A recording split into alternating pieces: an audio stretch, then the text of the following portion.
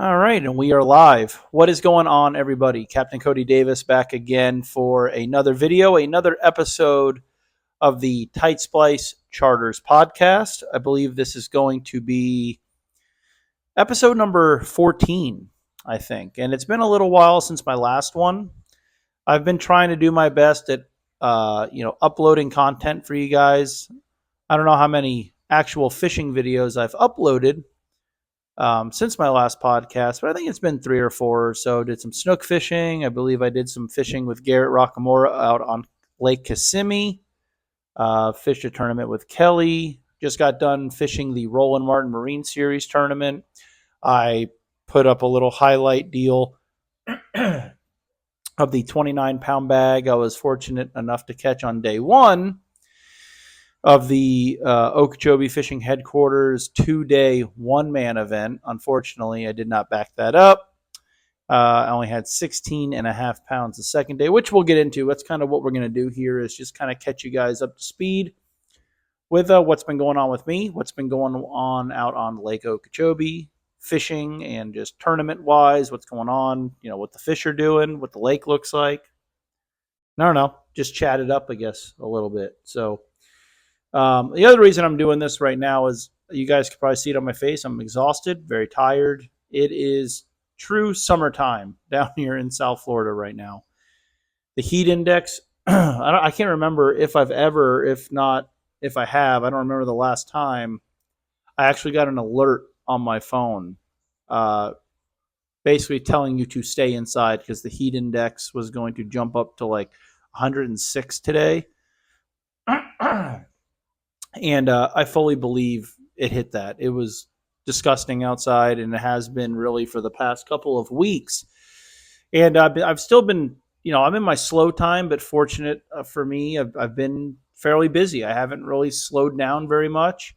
And what made it extra hard this week was we are building basically a pole barn for our cows, donkey, what have you, in the backyard, just to provide them with some more shade than they have.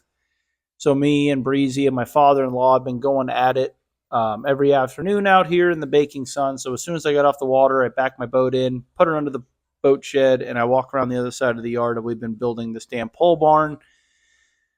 And any project, basically, I guess I'm the common denominator here. Any project that I am a part of never runs smoothly. You take the precautions, you measure twice and cut once, you do all these things. And for some reason, it just never goes together easily. And that's what we're dealing with this 12 by 32 foot pole barn, lean-to, whatever you want to call it, that we're trying to put together. But my animals, or our animals, I should say, will be very thankful once it's done. And hopefully we can wrap that up tomorrow. And again, I don't know if I'm backtracking, but a reason I'm trying to just do this podcast for you guys is just so I have some kind of content out there, because tomorrow after work, I am leaving for the Florida Keys for the weekend. I'm not going to be fishing the lake, not going to be fishing Bass Busters or any tournaments or anything. Just going to go down to the Keys. It's Father's Day weekend with the family. Hopefully do some fishing, hopefully do some catching, maybe do some filming. I'm going to bring the camera stuff, so if we get on a good bite, maybe I can showcase that to you guys. It's just going to be hanging out, so I am looking forward to that. Any of you that fish with me, we talk about deer hunting and saltwater fishing and obviously bass fishing. And, a lot of you know that I often spend almost every weekend this time of year down in the Florida Keys. My in-laws have a place down there, and we frequent it all the time. It's Breezy's slow time at work. My father-in-law's, my mother-in-law works 4 days a week. Her office is closed on Fridays. So every Thursday we take off, go down there, and we come home Sunday, and it's for a good time. So I enjoy it. I haven't been at all this year because I've been working or fishing tournaments. So I'm excited to get down there. So hopefully we do something cool, and I could put together some kind of footage or, content for you guys down there. But either way, so just to kind of catch you guys up to speed as to, we'll kind of just get into just the lake in general right now. It's in its true summertime mode. The problem is the lake's a foot and a half, 2 foot higher than it should be, and traditionally is. And it's a big problem. It's a problem for my allergies are killing me. It's a problem for the lake itself, and it's a problem for just the fishing itself on the lake. This summertime is low water time. It's when we get a lot of regrowth. We get a lot of new growth starting from submerged and emergent vegetation. It's when certain areas the bottom gets cleaned off. And it's my favorite time to be on the lake. The fish are really condensed. You can catch them doing a bunch of different things. You can catch them schooling. You can obviously catch them flipping and frogging. And in my opinion, I'm sorry, guys, I keep coughing. In my opinion, summertime is the best time where you have a good chance of catching a large number of fish, like pushing triple digits sometimes if you run across a good school. Now, with that being said, a lot of times in the summertime, if you find that school, your best 5 are going to go 14 pounds. They're not necessarily the biggest, but they're fun. You can power pull down and sit on them and beat on them for a few hours. And if you have kids in the boat, people that are new to fishing, it's a blast.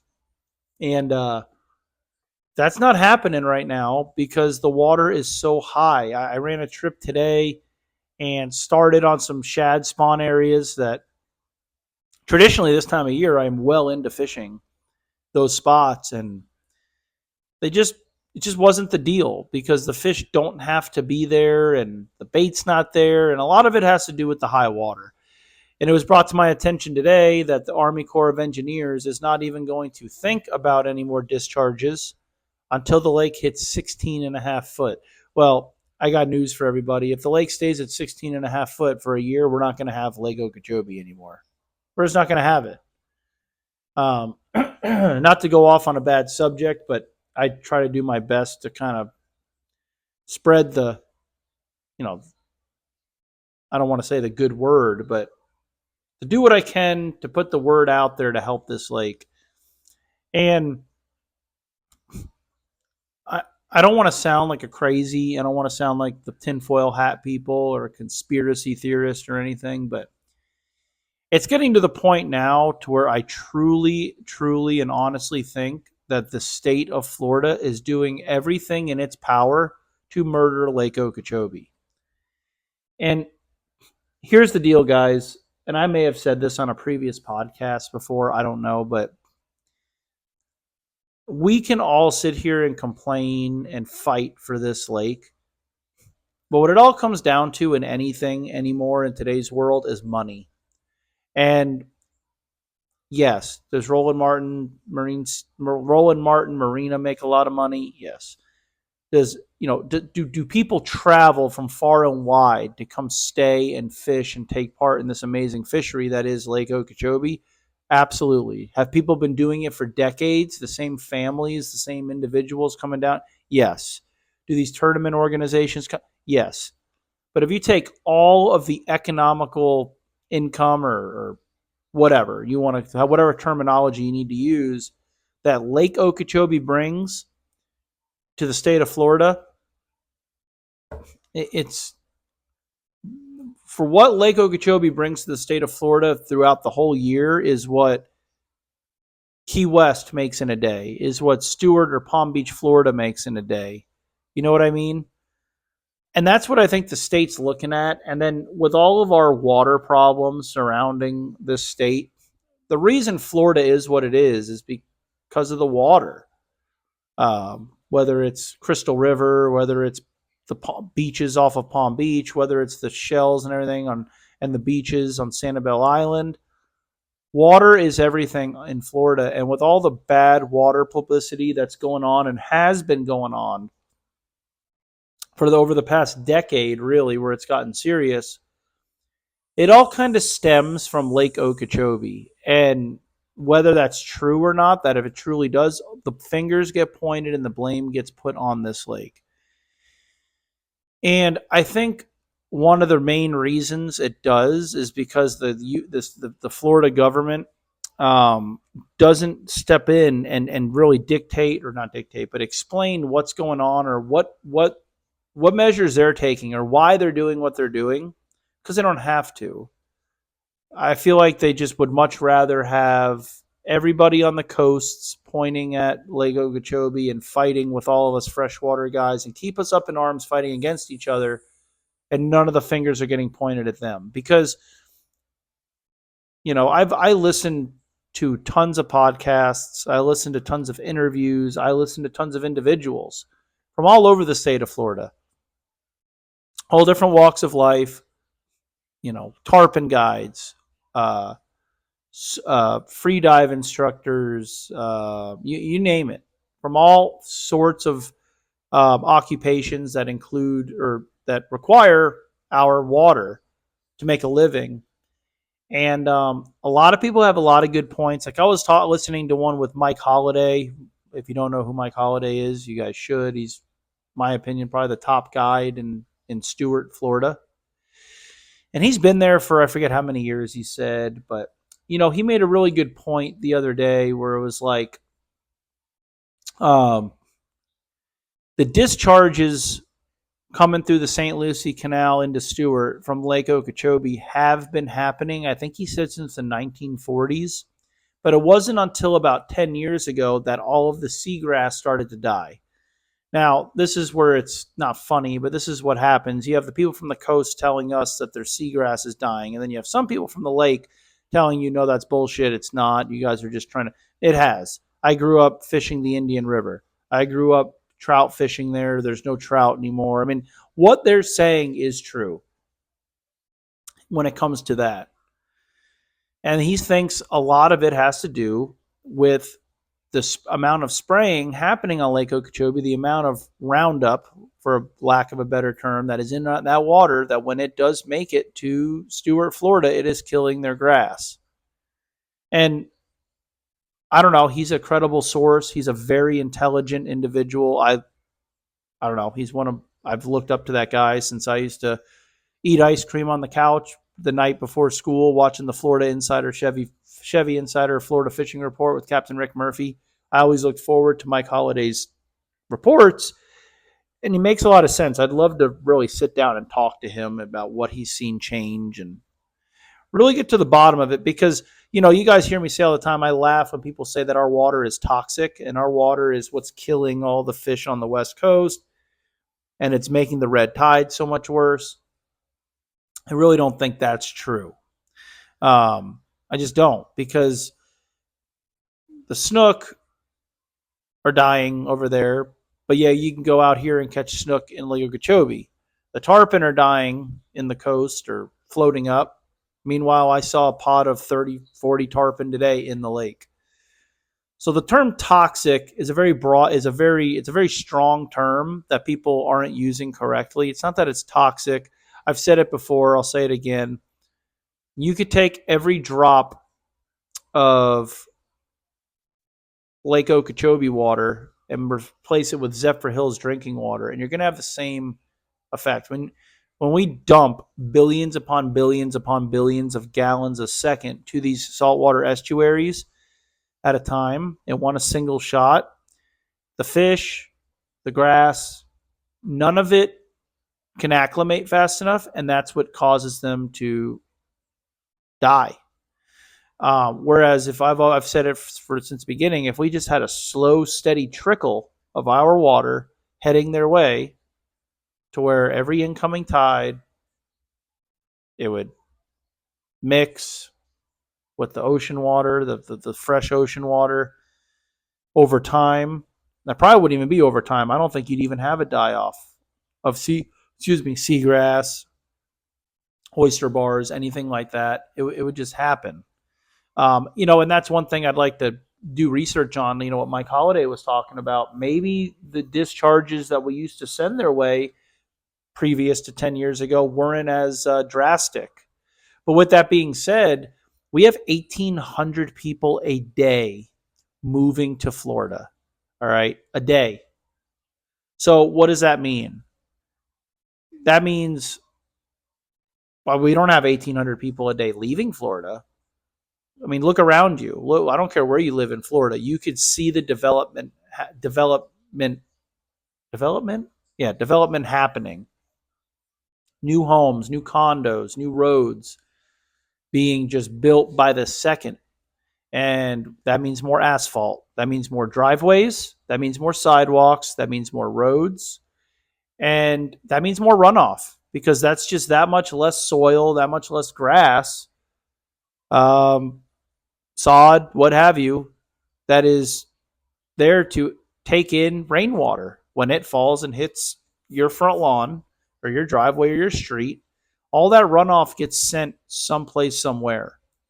And on top of what these people in Stewart or Naples or Sanibel, contrary to what they think, they're part of the problem. If you live in the state of Florida, you are part of the problem. You have a driveway, you have a sidewalk, you drive on a damn road, you're part of the problem.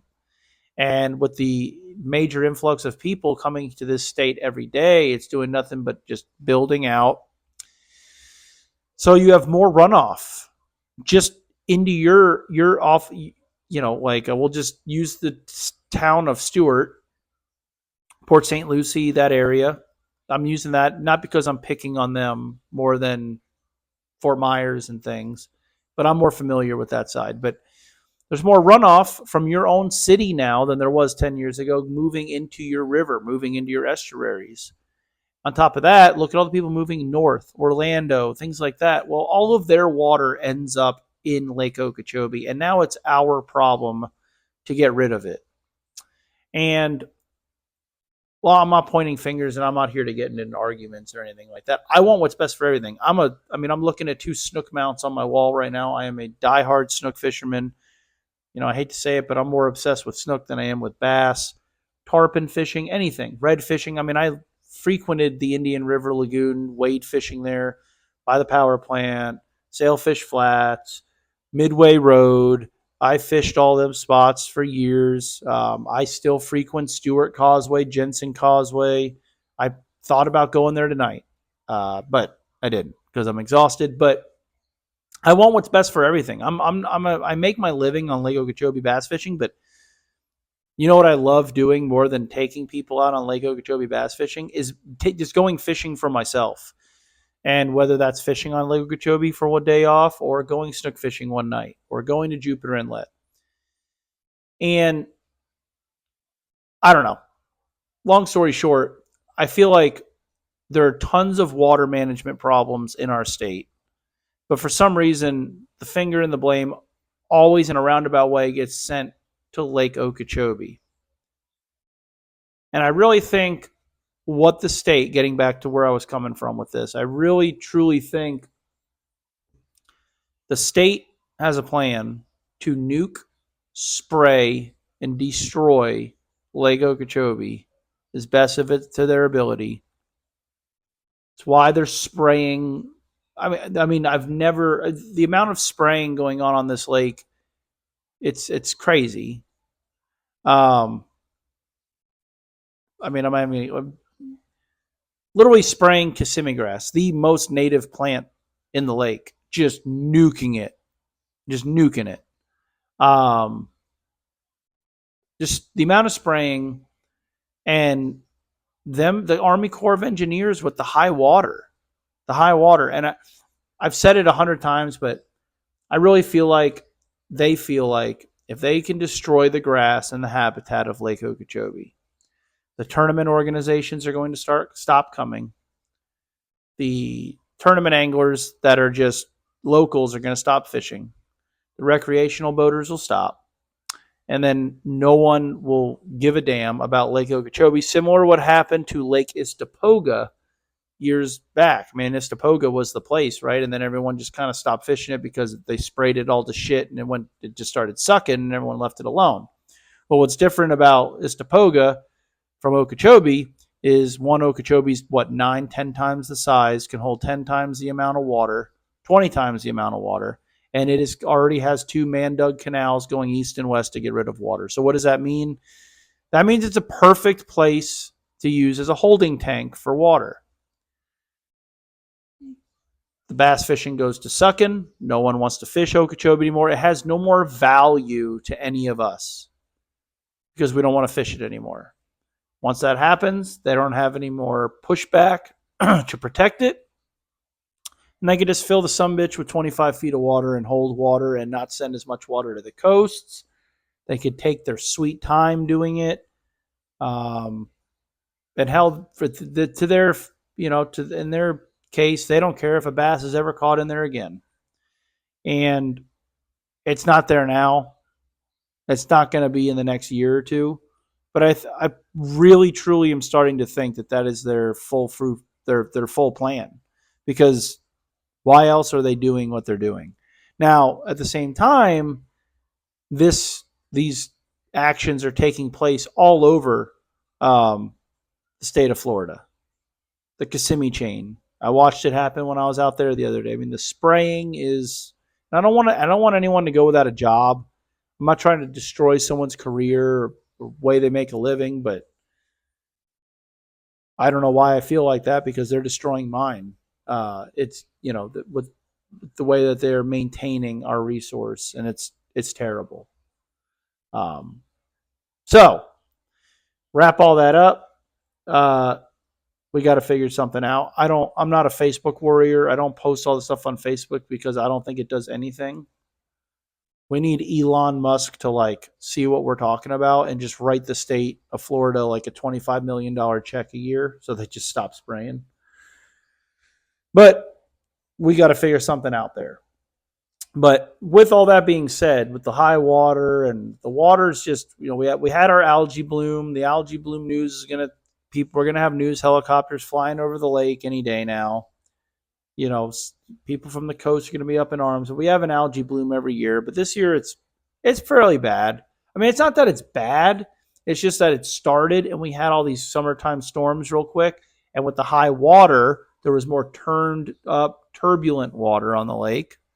And it's just now the algae isn't on top. It's almost just mixed in with the water. So with that being said, we are catching fish in the green water. We're actually catching some big fish in the water, but the visibility is very low. Not like it is when it's muddy. It's a different deal, but you kind of got to hit them in the face. But we are catching some nice fish. Today was slow. Yesterday we caught some decent fish. I mean, it's just been different every day. It's summertime. You might go out and catch 100 fish and have 14 pounds. You might go out and get 3 bites, but you have 23 pounds with 3. That's just the way Lake Okeechobee fishes in the summer. But been getting people on a good jig bite. That's been fun, teaching people how to use the jig. Had a really good frog bite last week with an awesome high school angler. So it's been that's kind of what's been going on out here. I mean, you got to come out and grind. I've been telling my customers, be prepared to work for it. I'm just telling you straight up front, right off the bat. It's been a grind, but if you put your head down and really fish, and don't lie to yourself about your capabilities and how good of an angler or experienced of an angler you are, because you're going to get humbled out here real quick. If you tell me you've been in a bass club 11 years and you've won a Angler of the Year in the club the last 13 years, and Randall Tharp calls you every Tuesday to ask what new braid or hook you're using and whatever. And you taught Iconelli everything he knows, and you can't, and you're unable to do anything, which happens. you're gonna get your feelings hurt, because it's not easy to catch a bass out here right now. And perfect example, moving into what I wanted to talk about, kind of my past few tournaments. We just got done fishing the Roland Martin Marine Series tournament. And for anyone looking to book a trip with me, just because you book trips with me does not mean that it is guaranteed to have a phenomenal day. And what's really funny is I've had it. I don't want anyone to think I'm talking about them, because this is over the last 5 years. People will book me. They fish the lake all the time. And they'll book me, and then we'll go to the spot where I want to start, and they'll look at me like, well, I fish here all the time. Okay. but they're almost disappointed that I'm taking, and they it's almost like they don't want to say they want my secret spots, but they want secret spots. There are no secret spots on this lake right here. Everything is marked. There's nothing out. There's nothing. There's no you can't, there's no secret passage back here or in here. I mean, there's no secret spots on Lake Okeechobee. That's what I tell people. It's all about timing. It's all about reading water. It's all about presentation, and it's all about doing the little things right. Doing something little that makes a difference. So if you're booking me and you think we're going to go and call a lockmaster and put a code in a gate and open up and we're in some hydrilla filled bay, that it's not going to happen. I forget where I was going with that, but anyway, just so you know, like I said, it's not a guarantee you're going to have a great day. Me and Kelly fished the Roland Martin Marine Series tournament this past Saturday, and at 2, we were doing at 3:30. At 2:30, we did not have a limit. And when I say we didn't have a limit, that doesn't mean we had a 6, a 4, and a 5.5, and a 4, and we were missing our 5th one. We had 3 fish that when we weighed them in, we literally had to put them on a bump board to make sure they were 12 inches. Okay. Kelly fished 2 days last week practicing, got some decent bites. I did the same. I was working / practicing, was fishing with some regulars of mine a couple days, very good anglers. I didn't have to pick up a rod because basically they showed me everything I needed to see. Was getting some good bites. Kelly got some good bites. And what do you know? We go out there tournament day, and it just wasn't happening for us. We stuck to our guns. But I'm telling you right now, when it is 1 o'clock, it is literally 94 degrees, no wind. You are sunbaked. You're almost out of water. You're tired, and your last bite came at 9:30. I really had to keep looking at this PMA bracelet I wear from Gerald Swindle that day. Keep saying, you got to stay in it. You got to stay in it because you never know. Lo and behold, at 2:30, I catch our limit fish. So we had 5 12-inchers. And they have what's funny is Roland's actually pays $300 to the smallest limit of fish weighed in that day. So we were joking, like, I can't believe we're actually even going for this, but we might win it. I make a flip with a jig right back to the same clump and let it lay there because the 5th fish ate when I was talking to my buddy Scott. Scott, I can't remember your last name, owns Bass Gorillas. Talking to him, and my line jumped, and I caught that 12-incher. Well, I flip back in there and just dead stick a 1-ounce Gambler Jigzilla. Line jumps, sets the hook. I catch a 4-pounder. Okay, well, now we got a cull. So now we're not in smallest bag anymore, probably, but now we've got 4 12-inchers and a 4-pounder. Kelly kept joking with me. Oh, you messed our $300 up. Kind of rolled to an area, to a spot, 15 minutes left to fish, and you just never know. It's one of those things in this sport, guys. You literally never know. And there was a spot that I kind of found out about, spot within a spot that I kind of found out about from a buddy of mine, which we'll get into after this story. There's boats all around us. I'm sure you guys will probably see the short clip of it. Well, I could probably just put it in this podcast, really. I don't know. I might just post it after. But anyway, I make a flip, a lift, line's heavy, swing the rod, slices through the Kissimmee grass, comes up, it's a giant, put 3 cranks in the reel. I'm like, it's like a 6-pounder. Lean on the rod, Kelly scoops it in the net, puts it in the bottom of the boat. It's a 9-pound fish. An 889 it weighed. So not quite a 9, but pretty damn close. That's a game changer. I don't care what lake you're on. That's a game-changing fish. Brought us up to 16.5 pounds or something, which is still more than we thought we had. Did not get a check, but that's what I tell you. If it weren't for the last hour, the last 45 minutes of that day, it would have been the worst tournament I've had on Okeechobee since the Toyota when I weighed in 6 pounds the first day. And to be honest with you, I don't think we had 6 pounds with our 5 fish. So maybe we did. I don't know. But anyway, it's tough, guys. Like this lake will humble you. You could be the best on the lake, and some of the guys that we beat are far better fishermen than me and Kelly, as far as I'm concerned.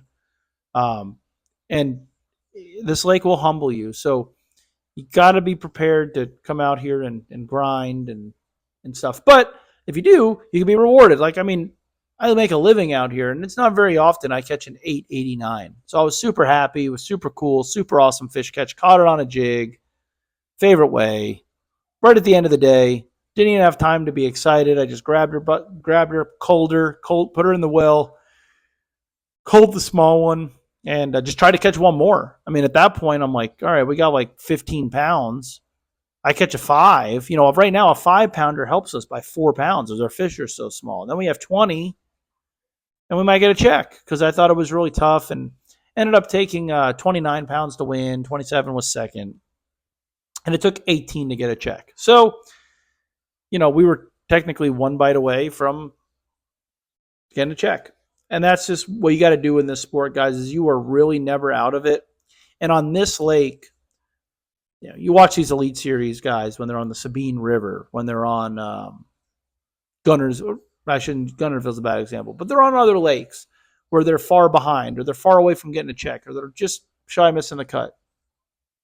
It's just like, please, I need an 8-pounder. I need an 8-pounder. Well, 8-pounders live in Lake Okeechobee, and there's a lot of them. I think there was I did not win big fish for that 889. I think there was 3 over 9 weighed in, and there were 2 more 8s bigger than mine weighed in, I believe. So you're never out of it on this lake. We're very fortunate that you can make up ground really quick, and you just have to keep telling yourself that again, that's why I wear this positive mental attitude. I'm a big fan of Gerald Swindle anyway, but this little glow in the dark bracelet has done a lot for me. I mean, you look down at it, it's like, all right, you got to be a negative, ain't going to do nothing for you. So if you're going to think negative, you might as well crank up and just go put it on the trailer and have a margarita at the tiki bar and watch the weigh in. Got to be positive because stuff like that can happen. And who's to say that wouldn't have happened or couldn't have happened if we had 25 pounds in the well? Then you catch a 9, maybe you call out a 3.5. Now you got over 30. So got to just stay in it. But that was a cool tournament. Tournament before that, I ended up jumping in. Mike Krause at Fishing Headquarters, he put on a one-man tournament, a 2-day one-man tournament. The little catch was the entry fee was $1,000. Well, I'm a gambling man. Not really, but I was. And I went ahead and I jumped in the deal. I was on really good fish. I was on a lot of fish and big fish. I was comfortable catching them. I found them on my own, which is a very key thing. You can catch, if you're on a little something, but you figured them out on your own, you found them on your own, you can turn that into something big. Where a lot of times, if a buddy of yours tells you about something big and you go there blind and try to make it your own, you're going to just come out regretting going in there. So I was on fish that I found, been on them for really since the Toyota is when I found them. I found them leading up to the Toyota, the second day of practice. Caught 2 7s in there when catching a 4 was a big deal. The lake was fishing real tough. And I just kind of kept an eye on them. But the problem was it was still blowing northeast and blowing in there and muddying it. But there would be 4 or 5 days where it was a little calm and the water would clean up enough you can go in there. And I kept getting some bites. And I just kind of stayed with those fish as it progressed into the spring/summer months. Water cleaned up, water lowered. And then we really started banging on them. A couple weeks before, me and Kelly won that King of the Glades wild card tournament with almost 25 pounds. I think it was like 24.95. And we literally caught 100 fish flipping that day. Literally, maybe more. It was insane. I'm really surprised we did not have 30 pounds. Like if there was a tournament where I was going to have 30, I thought that was it. Did not see a boat all day. It was just an awesome day. Super fun. I put the video up. not much talking going on in there, and there was no way I was putting all our fish catches in there. I'd still be editing it now, but so I jumped in the deal, was out of the north end. I don't know. I guess I could say it. We were fishing around in West Wall. That's where I was. So I had to cross the lake. Now, there was a tournament or two out of Clewiston on Saturday, I believe. 2 tournaments Saturday. Crossed the lake, and I don't know. He wasn't in there enrolling, so I think he's done with it. But Jared McMillan was in the event I was fishing as well, and I knew he was going down there. Me and him didn't really talk. We had seen each other in there previously in the week, so we both knew we were going to be not competing for water, but we were going to be around each other. The thing with these fish was they moved every day. Every day I'd be in there guiding. They'd shift 150 yards this way. They'd move 40 yards this way. They move in, they move out. And it was all about relocating them every day. I laid down on a couple of reed heads that I had shaken some big fish off the day prior. I went through there, checking it out, no hook, shook off some big ones. And lo and behold, I roll in there. I catch a 3.5 and a 5.5 pretty quick. I think like my first and fourth flip, or second and fourth flip. So that calmed me down. A 3.5 and a 5.5 is a decent fish. 5.5 for sure. And so it calmed me down. So then I look up, and I think there was like 8 boats in the general area. I could see Jared, and immediately I didn't start spinning out. It's not what I did, but I knew, like, okay, I need to find where these fish are, and I need to sit on them, because there's boats in here now. There hasn't been all week in the tournament prior, but I know from being in here guiding, these fish have been moving. I need to locate kind of where the deal is. Now, it was overcast. It was windy. So it was very fishy out. I knew they were going to bite. Funny enough, I picked up on it pretty quick. Those 2 fish I caught on a 1-ounce jig, but both of those fish ate it as I was reeling it out to reflip it, which that kind of told me that they wanted to chase. So I kept the flipping rod in my hand for about another 15 minutes, started throwing a swim jig, started throwing a frog, and was not having any luck, was not getting bit. So it's one of those things where you're fighting with it. It's not a team tournament. It's a one-man, so it's not like one person can flip, one person can chuck and wind. I was going back and forth. And I was catching some dinks flipping. I wasn't even putting them in the live well. Just tossing them back. Really little fish. And I just couldn't settle down. I was settled down, but I wasn't because I was nervous. It was like, I need to find this little groove. Well, lo and behold, I'm kind of making my way east, as is Jared. Jared kind of fishes around and starts circling back towards me. And he finds them. Okay. I ended up finding him as well, but he just was in the right spot at the right time. And when it came down to it, he had 30, almost 34 pounds. And I got to watch every one of those fish get caught. I watched him cull a 25-pound bag. Now, it was him and one other boat fishing the other tournament, and they were kind of pointed bows at each other fishing, sharing water. Well, I didn't want to go in on them. So I kind of hung back, and I had one little clearing that I knew had a brim bed in it. So I'd kind of just guard it. I'd make a few casts, pull off of it, get far enough away from it that I wasn't fishing it, but close enough to it where I was guarding it, where I wasn't letting any other boats get in there. And if they were making their way there, I could troll motor on 100 and kind of pull down and kind of block them out. And sorry, guys. So I go over there, I fire a swim jig, I catch a 4.5. I think it was 4.5. Might have been a 5. I think it was a 5.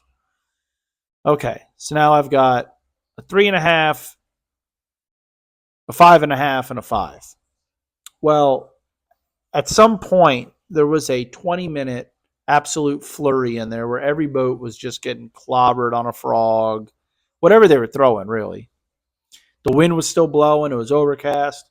I kind of spin the boat back around, go back to my one cast juice, fire a swim jig in there, the line jumps, cracker, bringing her in, boat flipper. She's a 7-pounder.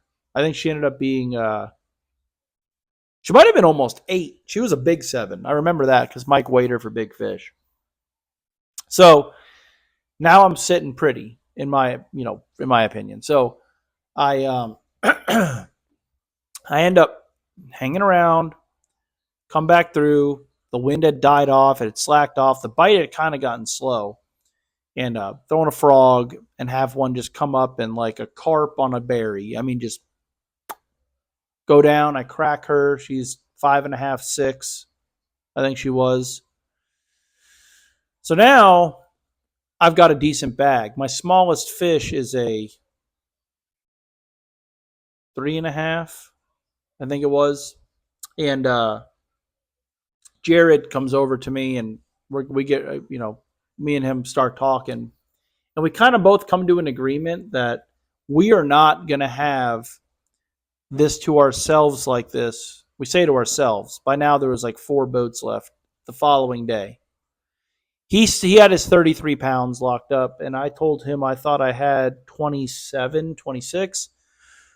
And like I said, I had watched him cull 25 pounds. Well, we both know those 5-pounders he's throwing back, you ain't going to be throwing them back tomorrow because there's a possibility of the King of the Glades tournament that was going to be their classic getting drawn on the lake, which it did. Plus, there was already another tournament or 2 out of Clewiston the next day that were fishing 150 yards from Clewiston.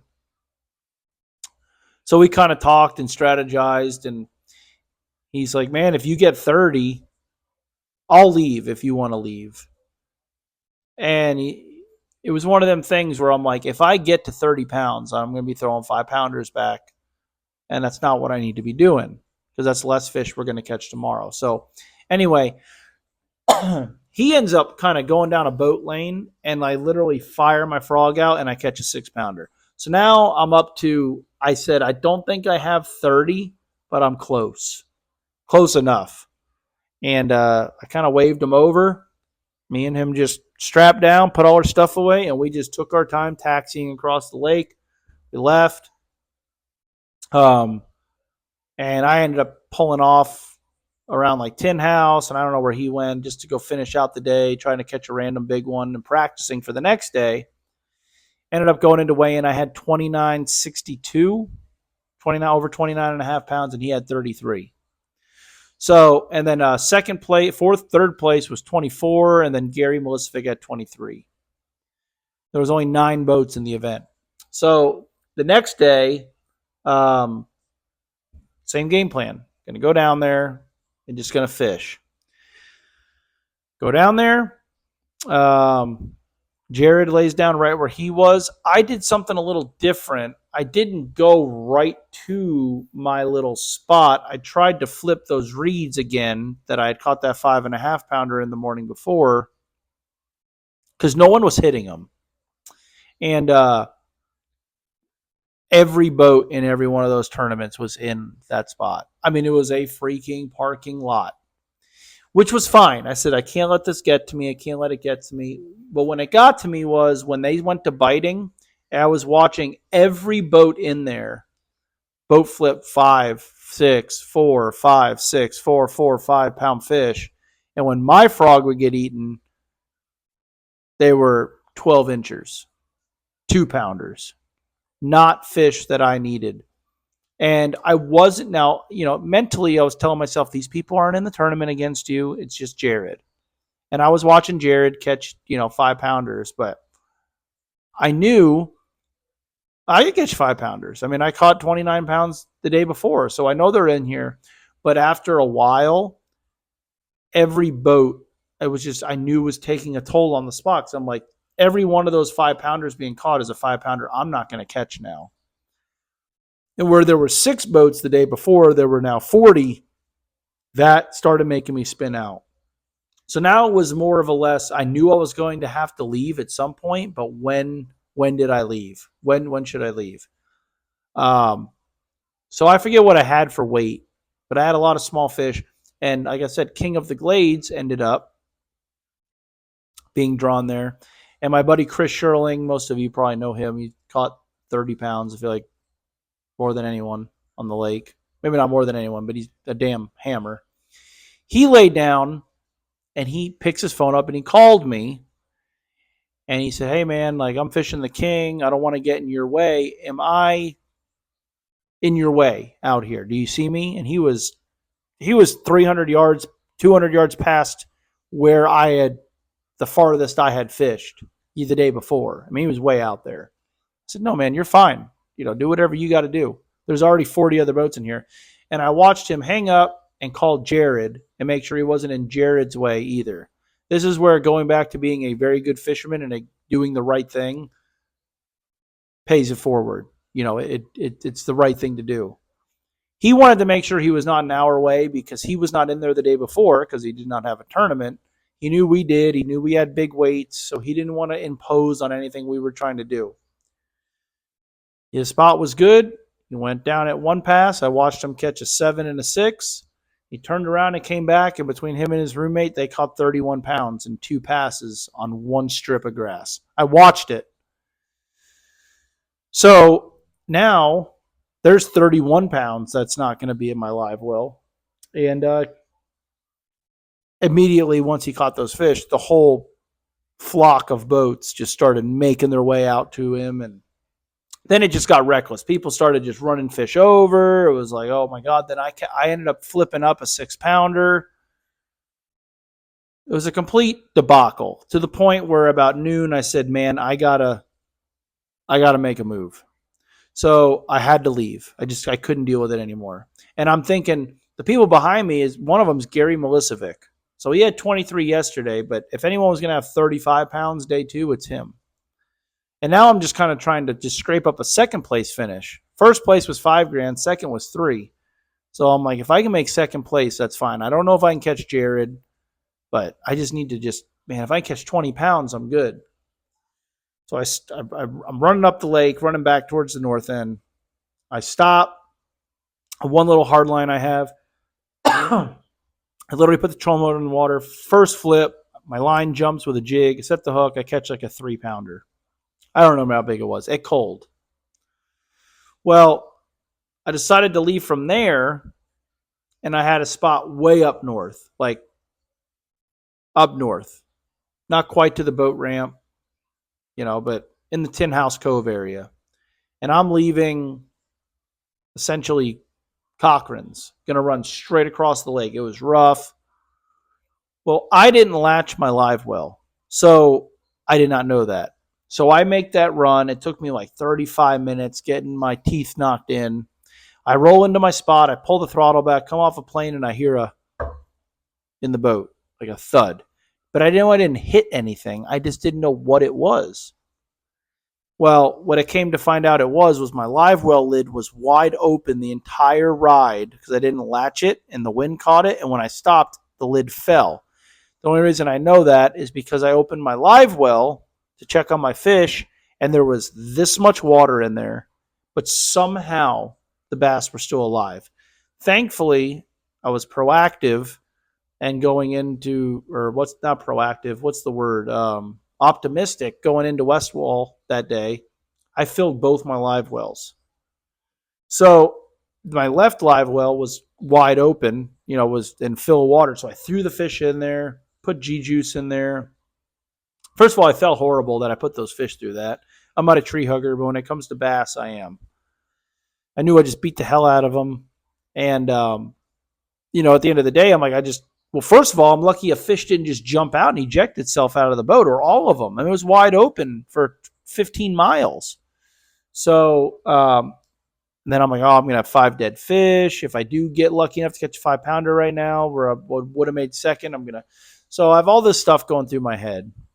And long story short, those fish survived. They were fine. They didn't even look sickly at the weigh-in, which was nuts. And I even we had FWC at the weigh-in to collect our fish, and they were doing data and research and tests on, how much the tournaments affect the bass and stuff. And I told them flat out, do not use that bag in your study because those fish are probably going to die. and they caged them for 9 days and all this stuff. They ended up not dying. So I don't know how. Those were some extra strong bass, but I ended up coming in with. Did I have 16 again? You know what's crazy? I think I had 16.50 in Mike's tournament, and me and Kelly weighed in 16.50 in Roland's. I'm not even making that up now that I'm thinking about it. Well, Gary only had 23, and I was about to throw my fish back. But I'm not good at math, nor was anyone at that weigh-in. Me and Gary's like, if I had 23 yesterday and 23 today, and you had 29 and 16, and we're all sitting there holding fingers up. But anyway, couldn't try to count. But it came down to like 6 ounces. But Gary ended up pulling off the second place victory, and I did. Now, hindsight's always 20/20, right? If I knew I was only going to need 17 and a half pounds to get second, I would have just stayed in Westwall. I'm fishing for 1 3-pounder, and I know they're in there. But I really, truly thought I was going to need like 24, 25.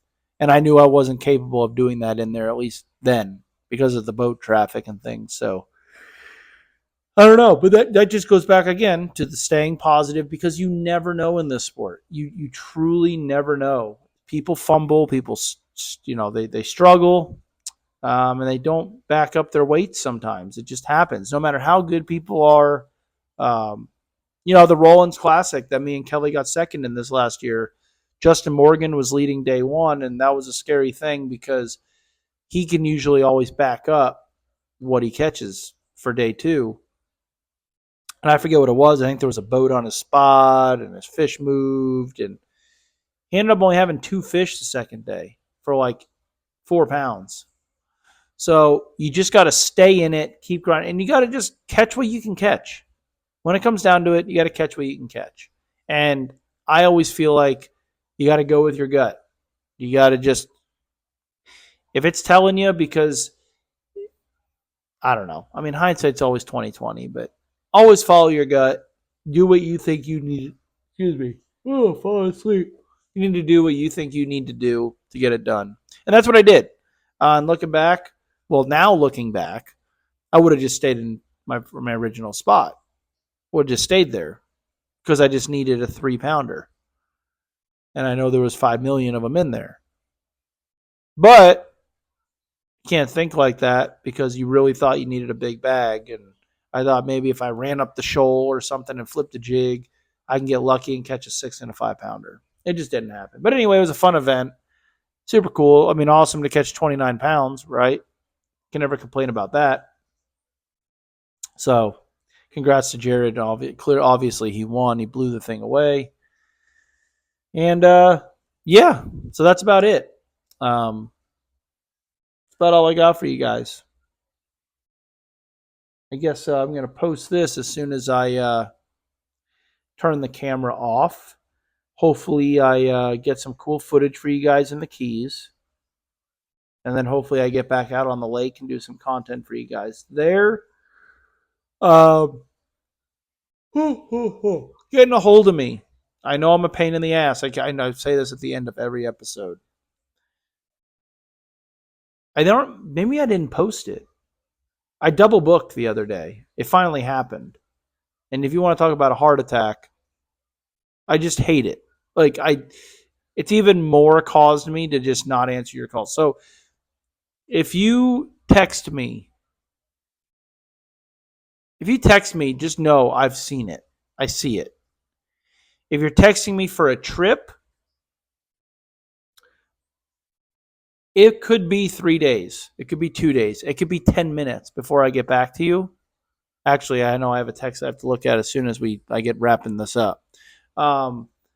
If you text me a picture of a fish, sometimes it is 4 or 5 days, and I don't mean to be rude. It's just I have to not click texts because I double book, or someone says put me down for July 4th, and I click it, say I got, and then I scroll and look at a meme my buddy sent me, and I forget to write it in my book. That's not good. So just know. Just bear with me. I am a pain. You guys can cuss at me. You guys can text about me in your group chat, how bad my customer service is. I don't do it because I don't care. I don't do it because I don't think I need your business. It's none of those things. It's just I have a certain way that I need to do my job so that I prevent mistakes from happening. And on top of that, when I get home from my job, it's not take a shower and go to bed. It's build a pole barn, move the cows, do this, clean the boat, find out what I'm fishing tomorrow, play with the baby, cook dinner for my wife, and let us have a nice dinner together with the baby as a family. We got stuff going on. I don't mean to hype on that or harp on that. I know everybody else does as well, but just bear with me when it comes to booking trips or me getting back to you. But besides that, that's about it. I don't know if you guys can tell. My eyes are heavy. I am tired. The Florida heat is killing me. Real quick, that's one last thing. If you are looking to book a trip, I would just bank or plan on fishing 4 hours because after about 11 o'clock, that water starts boiling and it's pretty miserable. But I hope you guys, that was just a big vent session for me. Hopefully, you guys liked listening. I appreciate each and every one of you that book trips with me, that just listen to the podcast. I click and liked all the videos.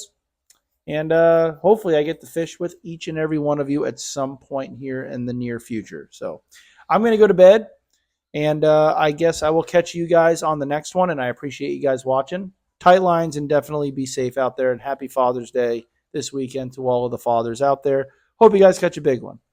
Later.